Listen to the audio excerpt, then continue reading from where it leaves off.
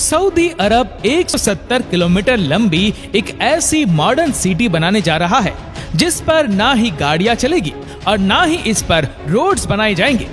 बिल्कुल सीधी लाइन में बनाया जाने वाला ये दुनिया का सबसे पहला और सबसे बड़ा शहर होने वाला है, जिसको 2030 से पहले कंप्लीट करना क्राउन प्रिंस मोहम्मद बिन सलमान का ख्वाब है। सऊदी रॉयल फैमिली इस दुनिया की अमीर तरीन फैमिलीज में शुमार की जाती है। अमेरिकन बिजनेस मैगजीन फोर्ब्स और विकिपीडिया के मुताबिक सऊदी रॉयल फैमिली ना मिलियन ना बिलियन बल्कि 1.4 ट्रिलियन डॉलर के मालिक है। लोकल करेंसी में बात की जाए तो ये अमाउंट 1050 खरब रुपए के बराबर बनता है। अगर अभी भी आपको समझने में मुश्किल हो रही है तो आइए इसको और ज्यादा आसान कर देते हैं। Jeff Bezos, Elon Musk, Bill Gates और मार्क जुकरबर्ग के साथ साथ दुनिया के टॉप 17 बिलियनर की दौलत को मिला भी लिया जाए तो फिर भी वह इस शाही खानदान की दौलत से मुकाबला नहीं कर पाएगी। सऊदी अरब के शाही खानदान की दौलत का ज्यादातर हिस्सा इनको यहाँ से निकलने वाले ऑयल की बदौलत मिला और ऑयल निकलने से पहले सऊदी अरब सिर्फ टूरिज्म पर डिपेंडेंट था, लेकिन 1938 में पहली बार यहाँ ऑयल प्राप्त हुआ और देखते ही देखते पूरे सऊदी किंगडम का नक्शा ही बदल गया। आज सऊदी अमेरिका के बाद दुनिया का दूसरा सबसे बड़ा ऑयल प्रोड्यूसर है, जो सिर्फ एक दिन में 1 करोड़ से भी ज्यादा बैरल्स ऑयल प्रोड्यूस करके 85 कंट्रीज को सेल करता है। पर बैड न्यूज ये है कि ये सब कुछ हमेशा ऐसे नहीं चलने वाला। स्टैनफोर्ड यूनिवर्सिटी में की गई एक रिसर्च में संस्थानों को सॉलिड एविडेंस मिले हैं कि जो क्रूड ऑयल हम पिछले 150 साल से इस्तेमाल कर रहे हैं वो अब जल्द खत्म होने वाला है, यानी जमीन के नीचे ऑयल रिसोर्सेज का एंड जल्द ही होने वाला है। रिसर्च में बताया गया है कि 2052 तक दुनिया से क्रूड ऑयल खत्म हो जाएगा या उसकी क्वांटिटी इतनी कम हो जाएगी कि उसको निकालना प्रॉफिटेबल ही नहीं रहेगा। तो आखिर 2052 के बाद सऊदी किंगडम अपना गुजारा कैसे कर पाएगी? गुजारा तो शायद हो जाए, पर यह सहाना लाइफस्टाइल कैसे बरकरार रहेगा? क्राउन प्रिंस मोहम्मद बिन सलमान ने अभी से ही सऊदी किंगडम को ऑयल की डिपेंडेंसी से हटाने का काम शुरू कर दिया है।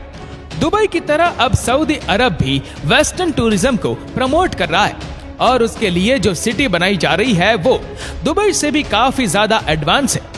ये शहर दुनिया में मौजूद दूसरे शहरों से काफी ज्यादा अलग होगा, क्योंकि जहां दूसरी सिटी सेंटर से स्टार्ट होकर आहिस्ता आहिस्ता बाहर की तरफ फैलती जाती है, वही ये सिटी एक स्ट्रेट लाइन में होगी और वह भी 170 किलोमीटर लंबी लाइन। ये लाइन सिटी, जिसका नाम नियोम रखा गया है, ये सऊदी अरब की इकोनॉमी को डाइवर्सिफाई करने का सबसे पहला अमल है।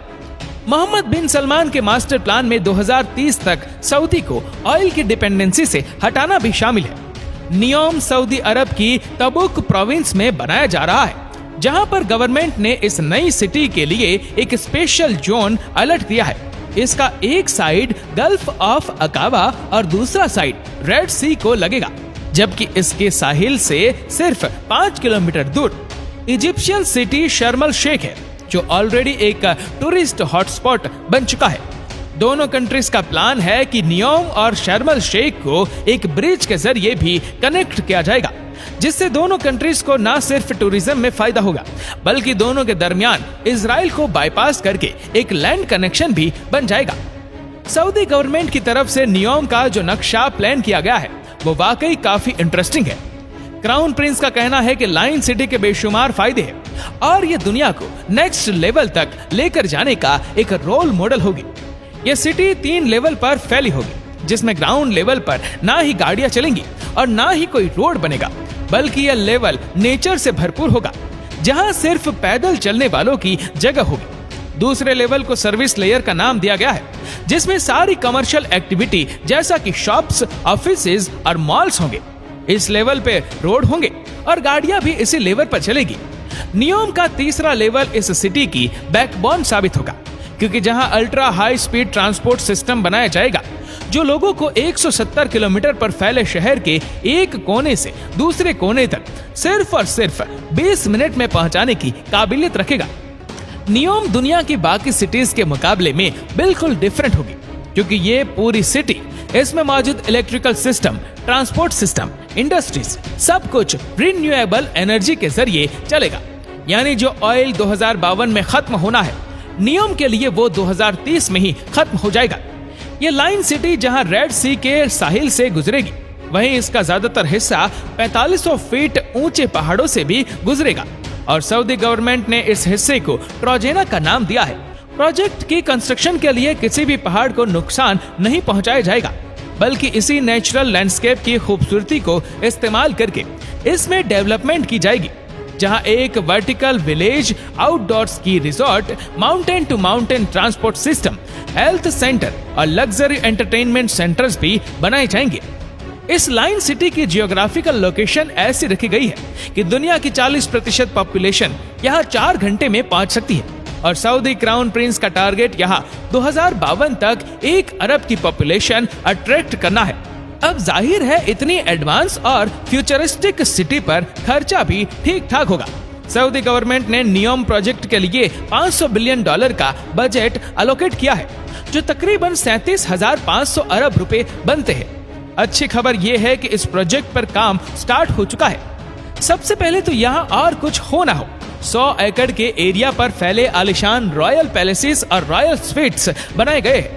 प्राइवेट बीच फ्रंट पर बने और बीच रेगिस्तान में हरे भरे लॉन से घिरे हुए ये महल सऊदी किंगडम के शाही खानदान के हैं, जिसमें आलिशान प्राइवेट गोल्फ क्लब और 2 प्राइवेट आइसलैंड भी है।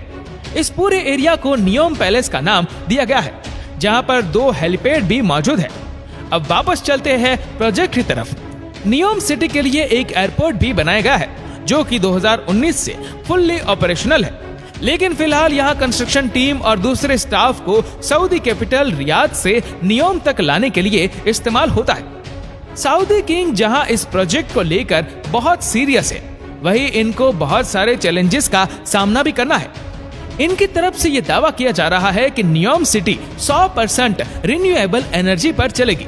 तो फिर सवाल ये है कि पीने का फ्रेश वाटर जो अभी फॉसिल फ्यूल के जरिए सी वाटर को फिल्टर करके इकट्ठा किया जाता है, वो बगैर फ्यूल के कैसे मिलेगा?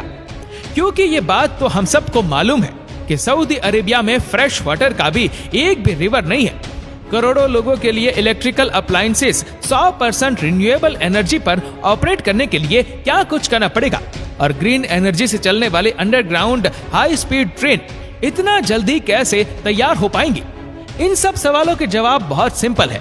नियोम में फ्रेश वाटर जनरेट करने के लिए एक नया मेथड अप्लाई किया जाएगा। ग्लास से बना एक बहुत बड़ा ग्लोब तैयार किया जा रहा है, जिसको सी वाटर से भरा जाएगा। सोलर मिरर के जरिए ग्लास ग्लोब को गर्म किया जाएगा और जब अंदर का पानी गर्म होकर स्टीम और फिर वाटर वेपर में कन्वर्ट होगा तो उसको पाइप के जरिए बाहर निकाल लिया जाएगा। नियोम के वाटर सेक्टर के सीईओ का मानना है कि इस तरीके से हर रोज 5 करोड़ फ्रेश वाटर बनाया जा सकेगा। रिवर्स ऑस्मोसिस और डिसैलिनेशन जैसी मौजूदा टेक्नोलॉजीज के जरिए फ्रेश वाटर बनाने की कॉस्ट जहां 1000 लीटर पर $1 बनती है, वहीं ये कॉस्ट सोलर डूम में 62% तक कम होकर सिर्फ 38% यानी 28 रुपए रह जाएगी। अब बात करते हैं एनर्जी सेक्टर की। इस फ्यूचर मेगा सिटी की इलेक्ट्रिसिटी डिमांड पूरी करने के लिए 100% रिन्यूएबल सोर्स को इस्तेमाल किया जाएगा। सऊदी अरब की लोकेशन के हिसाब से यहाँ ज्यादातर गर्मी रहती है और गर्म इलाकों में विंड कंडीशन ज्यादा बेहतर होती है। इसीलिए विंड टरबाइन और सोलर की मदद से नियोम पर ऐसे प्लांट लगाए जाएंगे जो पानी और हवा को अलग इलेक्ट्रोकेमिकल सेल के जरिए ग्रीन अमोनिया में कन्वर्ट करेंगे, जो कि एक बहुत इफेक्टिव फ्यूल है।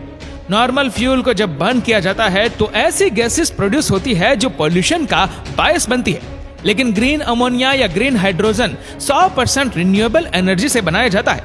इसी वजह से इसके बर्न होने पर नुकसानदायक गैसेस प्रोड्यूस नहीं होती।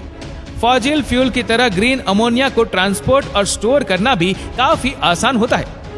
अब आ जाते हैं सबसे मेन सवाल पर, यानी अल्ट्रा हाई स्पीड ट्रेन जो दुनिया में पहली बार प्रैक्टिकली नियोम में इस्तेमाल होंगी।